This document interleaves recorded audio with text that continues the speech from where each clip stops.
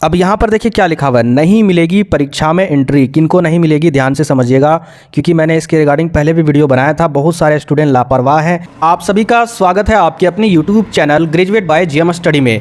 बहुत बड़ी अपडेट है और ये अपडेट आपका ऑफिशियल अपडेट है। यानी जो भी बच्चे न्यू एजुकेशन पॉलिसी के तहत यूजी में 2023 से 27 वाले सेशन सेमेस्टर 1 में अगर पढ़ाई कर रहे हैं तो आप जाग जाइए, क्योंकि जो आपका इंटरनल एग्जाम डेट है वो ऑफिशियल नोटिस आपका जारी हो चुका है। यहाँ पर मैं आपको पूरे डिटेल से बताऊंगा कि मेजर पेपर का होगा या फिर माइनर पेपर का होगा या फिर कितने पेपर का एग्जाम होगा, किस डेट को एग्जाम होगा और किनको एंट्री नहीं मिलेगी इस परीक्षा में। एक पेपर का आपका एग्जाम नहीं देने के लिए दिया जाएगा। सारा अपडेट इस पर बात करेंगे। साथ ही साथ आपको कहाँ से तैयारी करना है, किस तरीके से आपको तैयारी करना है, किस टाइप से क्वेश्चन पूछे जाएंगे आपके इंटरनल एग्जाम में, क्या इंटरनल एग्जाम पास करना जरूरी है, अगर इंटरनल एग्जाम फेल हो जाते हैं फिर अब्सेंट करते हैं तो उस सिचुएशन में क्या हमें करना है, सारा अपडेट इस वीडियो में बताएंगे। वीडियो को कंप्लीट जरूर देखिएगा। सबसे पहले मैं आपको यहां पर अपडेट देना चाहता हूं, बीवीयू के अंदर में जितना भी गवर्नमेंट कॉलेज है, यानी गवर्नमेंट कॉलेज जितना भी है, सभी के अंडर में इंटरनल एग्जाम जो है ना वो इसी डेट के अंदर में ही लेने वाले हैं। जिस तरीके से यहां पर एसटी कोलंबस कॉलेज हजारीबाग का एग्जाम नोटिस जारी हुआ है इंटरनल एग्जाम का, इसी तरीके से हो सकता है इसके 1-2 दिन बाद या फिर हो सकता है 2-4 दिन पहले या आगे पीछे इसी दिन ही आपका इंटरनल एग्जाम होगा 100%। प्राइवेट कॉलेज में भी बहुत सारे ऐसे भी कॉलेज होते हैं जो एक्टिव माइंड में रहते हैं, वो भी इसी तारीख में या फिर इसी सप्ताह में 100% आपका इंटरनल एग्जाम ले लेंगे। यानी अगर ओवरऑल बताऊं ना, इंटरनल एग्जाम आप लोग का 100% होने वाला है। तो सबसे पहले यहाँ पर डेट को देख लेते हैं। जो भी स्टूडेंट अगर एसटी कोलंबस कॉलेज में एडमिशन करवाए होंगे, डेट देख लीजिए किस सिटिंग में और किस डेट को और कितने बजे से कितने बजे तक आपका एग्जाम है। सबसे पहले अगर हम इस टेबल में देखें तो एक तरफ आपका date of examination and day लिखा हुआ है। यानी यहाँ पर क्या लिखा हुआ है कि 16 तारीख को एग्जाम है जो आपका ट्यूसडे पड़ता है। इसके बाद 16 तारीख यहाँ भी है, फिर यहाँ भी 16 तारीख है, फिर यहाँ 17 तारीख, फिर यहाँ 17 तारीख, फिर यहाँ पर 17 तारीख।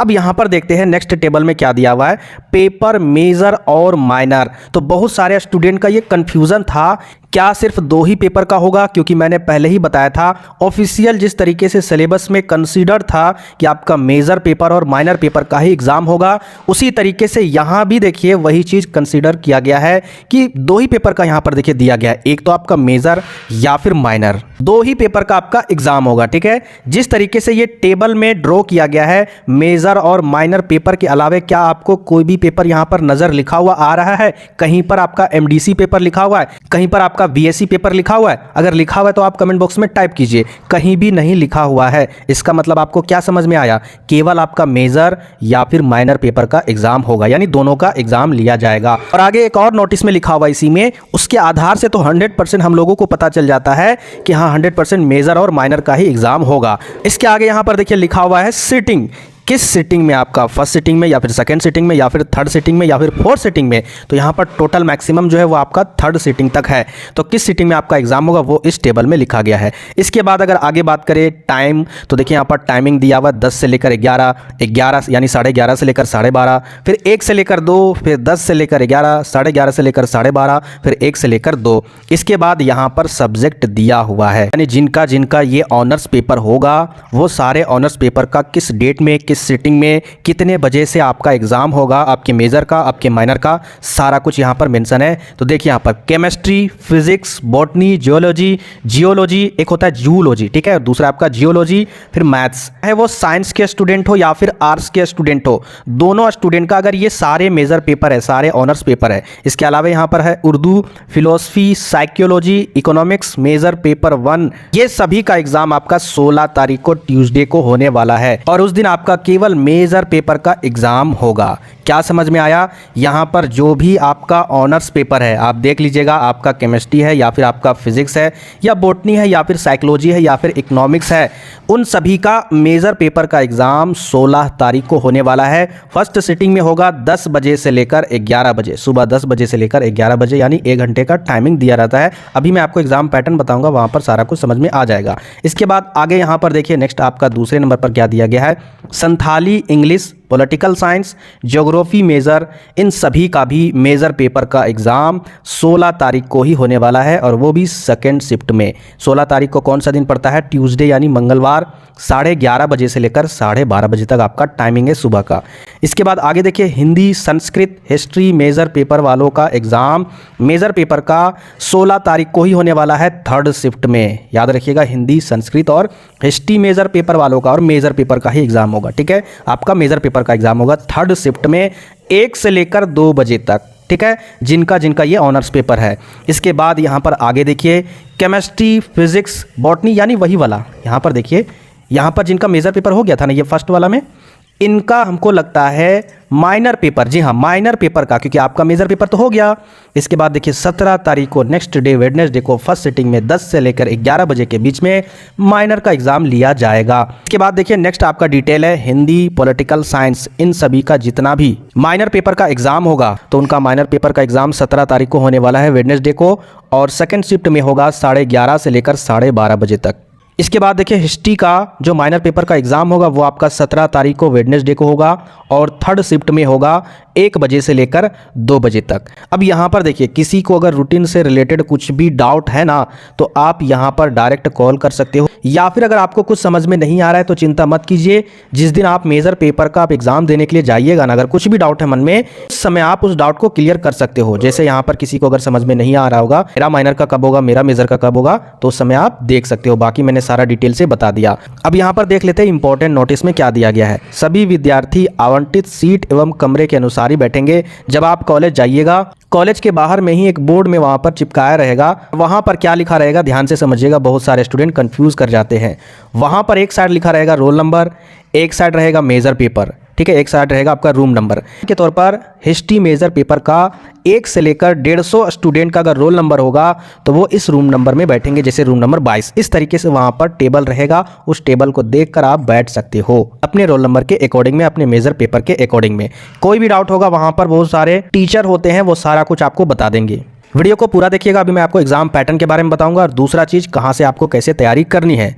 उससे पहले मैं आपको बता देना चाहता हूं, कोई भी इंटरनल एग्जाम में अब्सेंट नहीं कीजिएगा, चाहे आपने कुछ भी पढ़ा है या फिर नहीं भी पढ़ा है। कुछ भी अगर आपको आता है या फिर नहीं भी आता है, प्लीज़ आपको अब्सेंट नहीं करना। अगर अब्सेंट कर देते हो, आपकी उपस्थिति वहां पर दर्ज नहीं होती है, तो डायरेक्ट आपको एक्सटर्नल एग्जाम से निष्कासित कर दिया जाएगा। पहली बात तो आपका एग्जाम फॉर्म ही फिलअप नहीं होगा, इसीलिए आपको कोई भी स्टूडेंट हो इंटरनल एग्जाम में अब्सेंट ही नहीं करना है। चाहे आप वहां पर किसी तरीके से भी क्वेश्चन पेपर में लिख सकते हो। आपके पास अभी 15 दिन समय बचा हुआ है, 10-15 दिन। 10 से 15 दिन में बहुत बेहतर आप तैयारी कर सकते हो इंटरनल के लिए। तो ज़्यादा आपको इंटरनल के लिए फोकस तो करना है ही है, लेकिन 100% 200% आपको एक्सटर्नल एग्जाम के लिए भी फोकस करना है, क्योंकि इसके लिए भी समय आपके पास थोड़ी ना बचा है। इंटरनल एग्जाम के जस्ट 15 या फिर 20 दिन के बाद आपका एक्सटर्नल एग्जाम लिया जाता है। यानी अगर देखा जाए फरवरी माह में 100% आपका एक्सटर्नल एग्जाम होगा। ये चीज़ आप अपने दिमाग में बैठा लीजिए।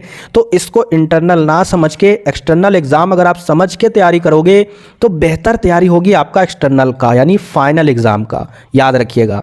तो चलिए अब हम लोग बात कर लेते हैं कि आप लोग एग्जाम सेंटर में जाओगे तो क्या लेकर जाओगे। तो जो आपका रजिस्ट्रेशन स्लिप है ना, उसी को डाउनलोड करने के लिए मैंने पिछले वीडियो में बता दिया था, उसी को डाउनलोड कर लीजिएगा और उसी को लेकर जाना है। या फिर अगर आपके कॉलेज के द्वारा जो भी आईडी कार्ड बना होगा, उस आईडी कार्ड को भी लेकर जा सकते हो। दोनों के द्वारा एंट्री दी जाएगी। अब यहाँ पर देखते हैं एग्जाम पैटर्न। देखिए इंटरनल एग्जाम में टोटल 20 नंबर का क्वेश्चन रहेगा। टोटल तो आपका 25 नंबर का इंटरनल एग्जाम होता है, बाकी उधर 75 नंबर का एक्सटर्नल में होगा।